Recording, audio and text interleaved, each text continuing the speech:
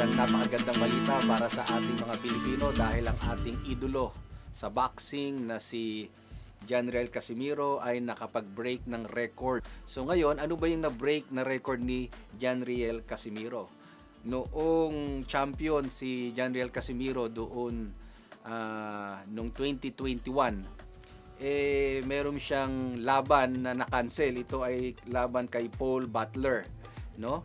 So ito ang promotional outfit ay ang Probelium na bibigyan lamang siya ng sa laban na yon kung natuloy sana ng 4,410,000 pesos. So 4,410,000 pesos sa isang championship bout sa bantamweight division. Sa mga lower class weights, ganyan talaga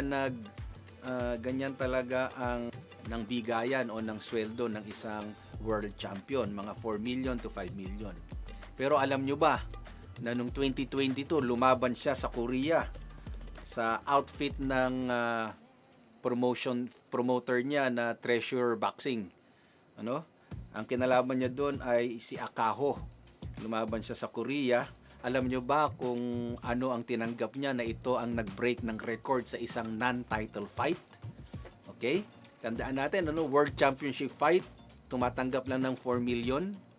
Pero nung kalaban niya, nung 2022, si Akaho, na nagkaroon ng problema pero ito ay nabaliktad, na nanalo si Casimiro, ang tinanggap niya doon ay according sa news nga sa ating sa Japanese news, ang tinanggap niya noon ay 6,833,000. Ganon kalaki yung tinanggap nito ni Janriel Casimiro kahit hindi pa siya champion. So makikita natin na ganon kalaki ang kanyang pangalan. Pwede na natin siyang tawaging cash cow o people's champ sa ganong tinatanggap niya. So sa makatuwid, nung lumipat siya ngayon sa super bantamweight, mas malaki yung kinikita niya kaysa sa lumalaban sa mga world championship. Kasi ang sabi dito sa news, unprecedented. Ang ibig sabihin, hindi pa nalalampasan. Nalampasan niya yung world record, unprecedented, sa isang non-title fight. So, anong masasabi niyo dyan? Lalong-lalo na sa mga haters ni Janriel Casimiro, So, pinatunayan niya ngayon, kaya pala lagi siyang masaya kahit na tumatabla lang, kahit hindi maganda yung performance niya, malaki pa rin yung kanyang kinikita. Kaya siya ay patuloy na namimigay sa mga pinapakita niya sa kanyang mga vlogs, namimigay ng mga pera. So, dahil pala malaki pala ang kanya talagang tinatanggap. Siguro lalong-lalo na kung siya ay maging world champion.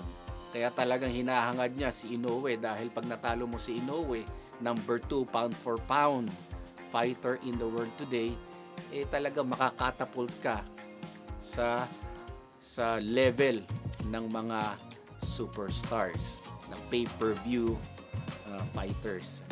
Tandaan natin, ang tinatanggap nun ay mga milyones na. Kaya, congratulations sa pag-break ng record, Janriel Casimiro. At kung kayo ay may mga masasabi, lalong-lalo na yung mga haters, just comment down below. Once again, congratulations!